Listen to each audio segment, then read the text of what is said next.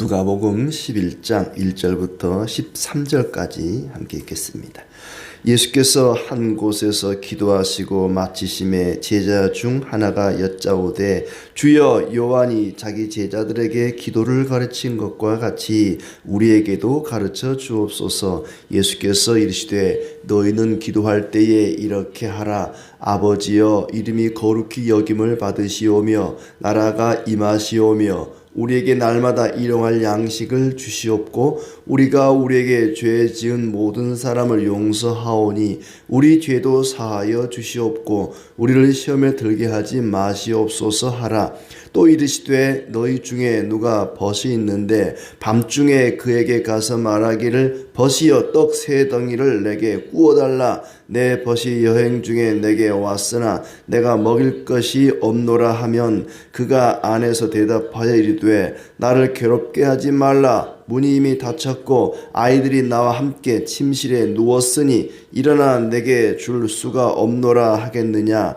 내가 너희에게 말하노니 비록 벗됨으로 인하여서는 일어나서 주지 아니할지라도 그 간청함을 인하여 일어나 그 요구대로 주리라. 내가 또 너희에게 이르노니 구하라, 그러면 너희에게 주실 것이요, 찾으라, 그러면 찾아낼 것이요, 문을 두드리라, 그러면 너희에게 열릴 것이니 구하는 이마다 받을 것이요, 찾는 이는 찾아낼 것이요, 두드리는 이에게는 열릴 것이니라. 너희 중에 아버지 된 자로서 누가 아들이 생선을 달라 하는데 생선 대신에 뱀을 주며 알을 달라 하는데 정갈을 주겠느냐. 너희가 악할지라도 좋은 것을 자식에게 줄 알거든. 하물며 너희 하늘 아버지께서 구하는 자에게 성령을 주시지 않겠느냐 하시니라. 아멘. 계속해서 예수님의 제자로서 어떻게 살 것인가, 제자의 삶은 어떠해야 하는가, 어떤 것은 하고 어떤 것은 하지 말아야 되는가에 대한 이야기를 이어가고 있습니다. 물론 예수님께서 그런 의도는 아니었을 수도 있습니다만은 결론적으로 읽는 사람의 입장에서 보면은 성도는 이렇게 살아야 되는구나, 그리스도의 제자는 이렇게 사는 것이구나 하는 것을 깨달을 수가 있습니다. 오늘은 기도에 대한 이야기로 시작을 하고 있습니다. 예수님께서 소위 말하는 주 기도문이라고 하는 주님이 가르쳐 주신 기도에 대한 이야기를 먼저 하고 있죠. 주님이 먼저 이야기한 것은 아니었습니다. 주님께서 기도를 하시니까 제자 중 하나가 주님, 요한도 제자들에게 기도를 가르쳐 줬습니다. 우리에게도 기도를 가르쳐 주옵소서라고 부탁을 합니다. 그때 당시에 여러 어떤 종교적인 집단, 종교적인 학파 이런 데서는 각자 나름대로의 기도라고 하는 것이 있습니다. 요한 그러면은 요한을 따르는 사람들에게 나름대로의 그 독특한 기도라고 하는 것이 있다는 거지요. 예수님께도 선생님, 우리도 주님을 따르는 자들로서 어떻게 기도를 해야 되겠습니까? 묻는 제자들에게 주님이 기도를 가르칩니다. 기도에 대해서 가르치는 것이 아니라 이렇게 기도하라 하면서 기도를 가르친 것이죠. 너희는 이렇게 기도하라 하는데 마태복음과는 아주 그 분량이 좀 다릅니다. 마태복음은 좀 길고 자세하게 기록하고 있는데 여기서는 아주 짧게 핵심만, 엑기스만 딱 뽑아서 가르치고 있습니다. 예수님께서 아마 이 주 기도문을 가르치는데 한 번만 가르치지는 않았던 것 같아요. 수시로 묻는 자들에게 가르치지 않았을까. 우리가 기도할 때에 이것과 똑같이 기도하지 않더라도 이것이 하나의 폼이 되는 것이죠. 이런 형태로, 이런 내용을 가지고 기도를 하라는 것입니다. 하나님과 관련되어서, 우리 자신과 관련되어서 그 분류를 여러 가지로 할 수 있겠습니다만은 그 핵심적인 내용은 이렇게 여기 나온 대로 이런 내용들을 가지고 기도하라는 것이죠. 아버지여, 이름이 거룩히 여김을 받으시며 나라가 임하시오며 날마다 일용할 양식을 주시고 죄 지은 자를 모든 사람을 용서하오니 우리 죄도 사하여 주옵소서. 시험에 들게 하지 마시옵소서. 이런 대략적으로 한 5가지 정도의 기도를 이야기하고 있습니다. 그리고 5절부터 이어 나오는 내용은 기도하는 사람의 자세입니다. 어떤 자세를 가지고 기도를 해야 되느냐. 기도의 내용도 중요하지만은 기도하는 사람의 마음의 자세죠. 그것은 확신입니다. 확신을 가지고 기도해야 된다. 그것을 하나의 비유처럼 이야기를 하죠. 친구가 밤중에 떡 3덩이를 얻으러 왔는데 떡을 꿔달라고 하는 거예요. 나그네가 와서 떡을 달라는데 없다. 떡 좀 다오라고 아마 문을 두드리는 거예요. 근데 이게 초저녁도 아니고 굉장히 깊은 한밤중으로 여겨집니다. 아주 깊은 잠이 들어있는, 달콤하게 자고 있는데 와서 문을 두드리면서 떡 좀 달라는 거예요. 얼마나 짜증나겠어요. 아유 귀찮은데 문 두드리다 말고 안 주면 그냥 가겠지.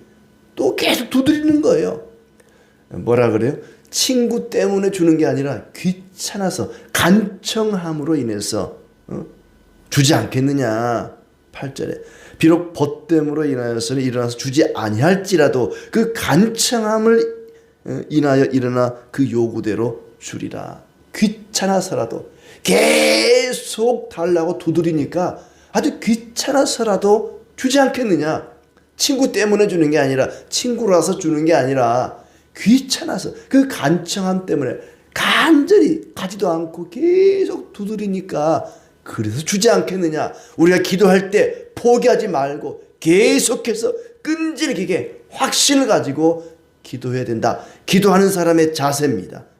기도는 이렇게 하는 것이다. 기도에 대한 확신이 있어야 된다. 내가 간절히 요청할 때 반드시 줄 것이라고 하는 그 확신, 열정과 열심보다 나를 사랑한다는 그 확신, 하나님이 나를 사랑하신다고 하는 그 확신 가운데 기도해야 된다. 그러면서 구하라, 찾으라, 두드리라. 구하는 자는 받을 것이고 찾는 자는 찾아낼 것이고 문을 두드리는 자에게는 열릴 것이니라. 구하라, 찾으라, 두드리라. 이 3가지가 3가지 정도는 누구나 다 쉽게 외울 수 있는데 이게 나이가 들어갈수록 외우는 게 잘 안 되는 것 같아요. 그래서 순서를 좀 바꿔가지고 구하라, 두드리라, 찾으라, 구두 찾으라. 앞글자만 떼가지고 구두 찾으라. 그러니까 이게 쉽게 외워져요. 구하라, 두드리라, 찾으라. 잃어버린 구두를 찾듯이 간절히 주님을 찾아야겠다. 그러면 받을 것이고 찾아낼 것이고 문이 열릴 것이다. 이런 자꾸 읽다 보니까 그런 생각이 들었어요. 구두 찾으라. 구두가 한쪽만 있는데 한쪽이 없는데 이거 어디 갔나 간절히 찾듯이 주님을 찾아야겠다 하는 생각이 언뜻 들었습니다.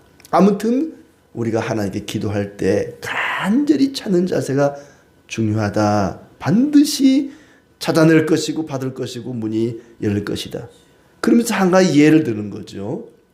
너희 중에 아버지가 있는데 아들이 뭘 달라 그러면은 제일 좋은 걸 주지 않겠느냐. 생선을 주세요. 갈치 주세요. 그랬는데 누가 뱀을 갖다 주겠느냐. 알을 주세요.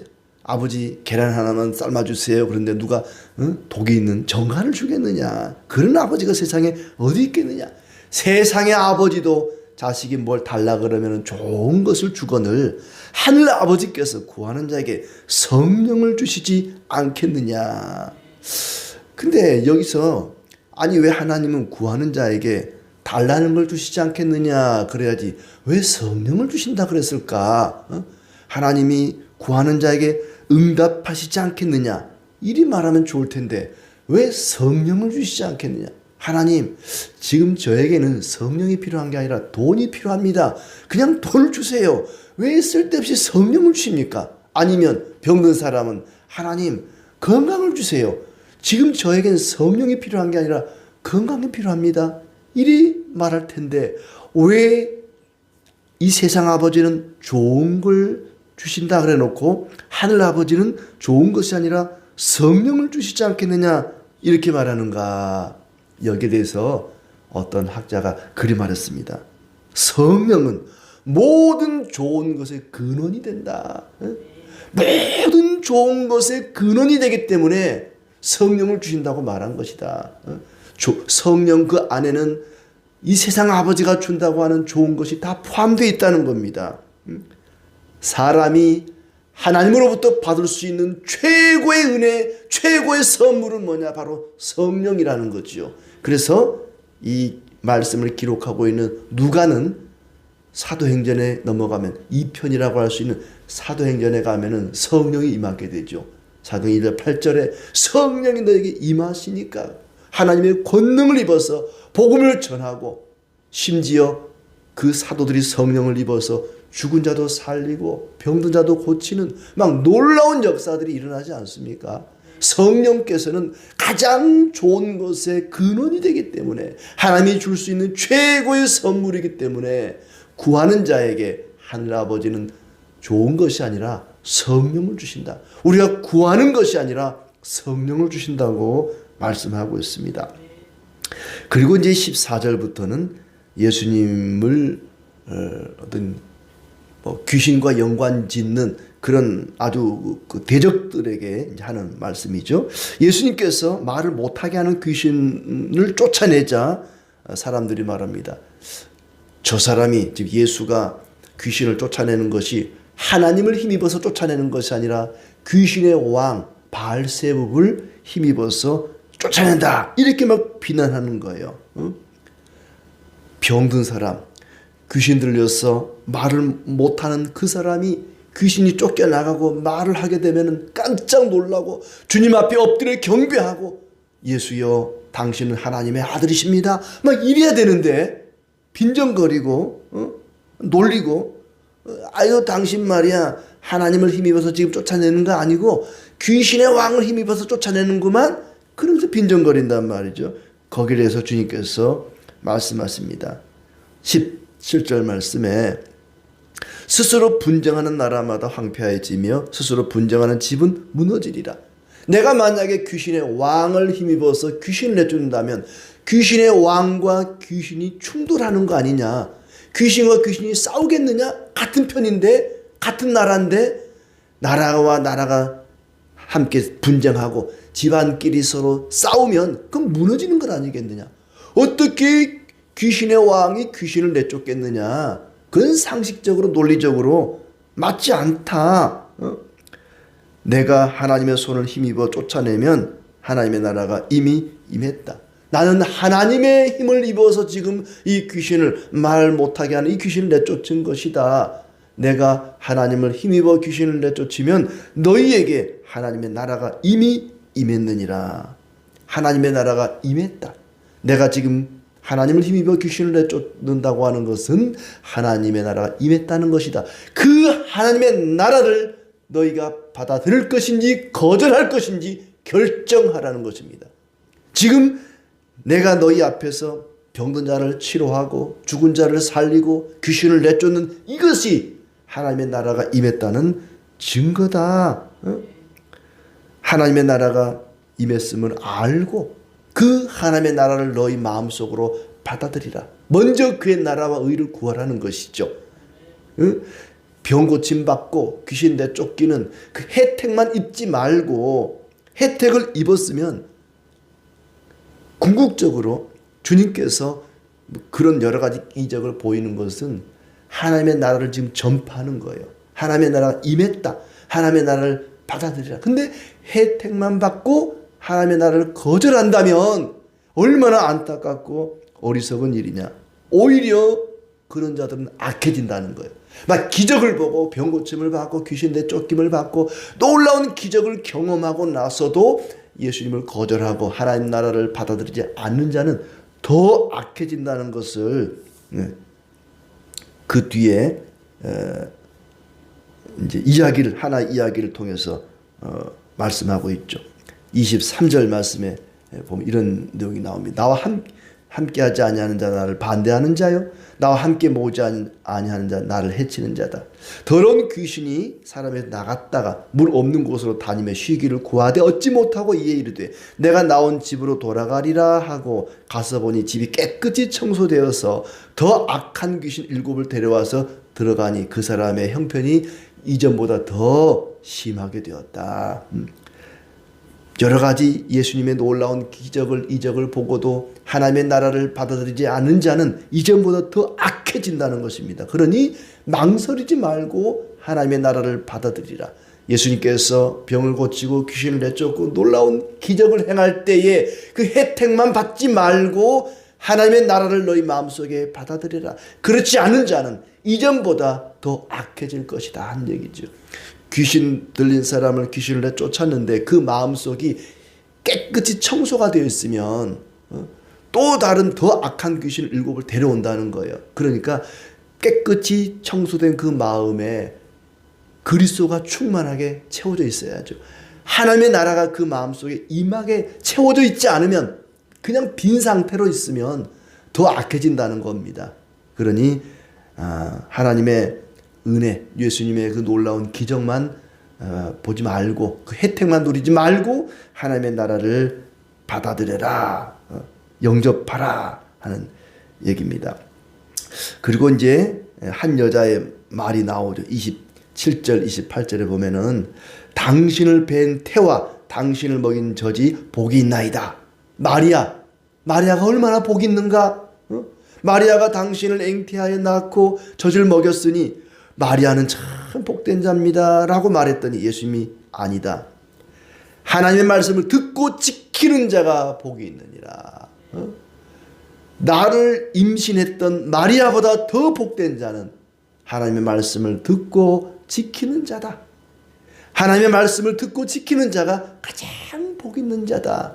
그런데 사실 알고 보면 그 마리아, 예수님을 잉태하고 예수님의 젖을 물렸던 그 마리아는 말씀을 듣고 지키는 자였습니다.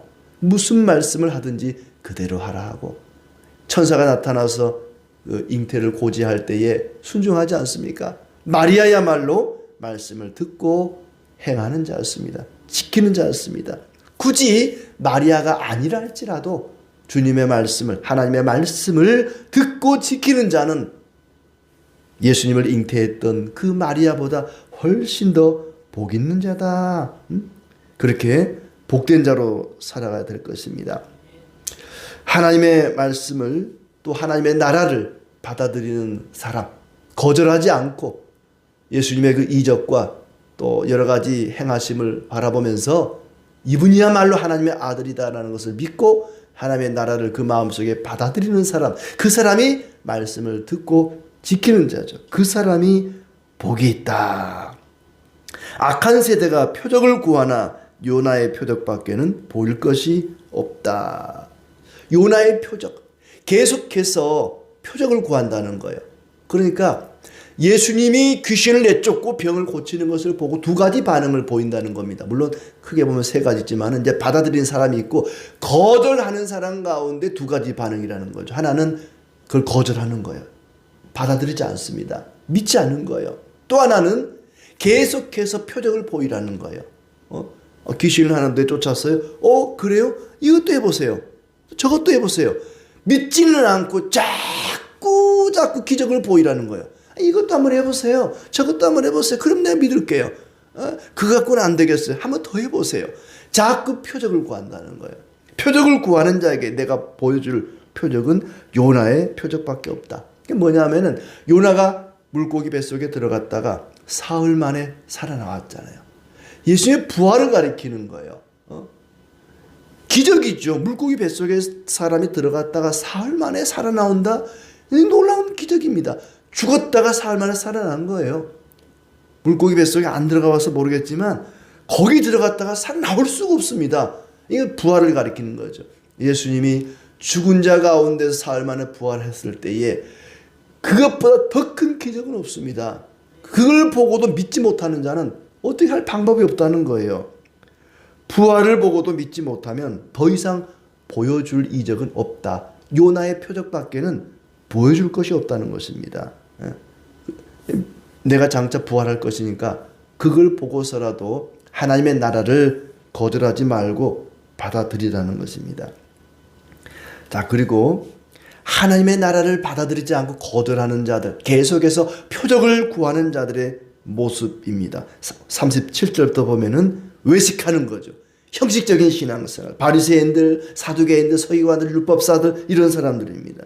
예수께서 식사하기 전에 손을 씻지 않는 것을 이상하게 여기고 책망을 하는 그런 사람들. 너희 속에 탐욕이 가득하다. 마음속에는 온갖 욕심이 가득하면서 겉모습 가지고 왜 율법을 안 지키느냐, 왜 이걸 안 하느냐, 남을 비난하고 심판하고 정죄하는 그런 사람들의 모습, 하나님의 나라를 거절하는, 계속해서 표적을 구하는 사람들의 모습입니다. 적어도 그리스도의 제자는 그렇게 살아서는 안 된다는 것이죠. 예수님을 믿고 구원받은 자들, 그리스도의 제자는 어떻게 해야 되는가? 그 안에 있는 것으로 구제하면 모든 것이 깨끗하리라. 너희가 가진 것으로 가난한 사람들에게 나눠주고 긍휼을 베풀어라. 그것이 제자의 삶이다. 화하실진저를 반복합니다. 11조를 들이대 공의와 사랑은 버리는 사람 화가실 것이다. 높은 자리에서 문안받는 것 화하실 것이다. 지기 어려운 짐을 지우고 너희는 손가락 하나 까딱하지 않는 사람 화하실 것이다. 온갖 위선과 외식과 탐욕으로 가득한 자들, 하나님 나라를 거절하는 자들의 모습입니다. 하나님의 나라를 받아들이는 제자의 삶은 그래서는 안 된다는 것이죠. 적어도 예수님의 능력을 바라보고 거절하지는 말아라. 그걸 거절하거나 계속해서 표적을 구하는 어리석은 자가 되어서는 안 된다는 것입니다. 하나님께서 우리를 얼마나 사랑하시는지, 나를 얼마나 사랑하시는지 그 사랑에 대한 확신을 가지고, 기도 응답에 대한 확신을 가지고 늘 기도해야 할 것입니다. 하나님의 나라를 거절하지 말고 내 마음 중심에 먼저 그의 나라와 의를 구할 때에 하나님께서 우리에게 성령을 베푸실 것입니다. 가장 좋은 것, 모든 좋은 것의 근원이 되시는 성령을 우리에게 부어주실 것입니다.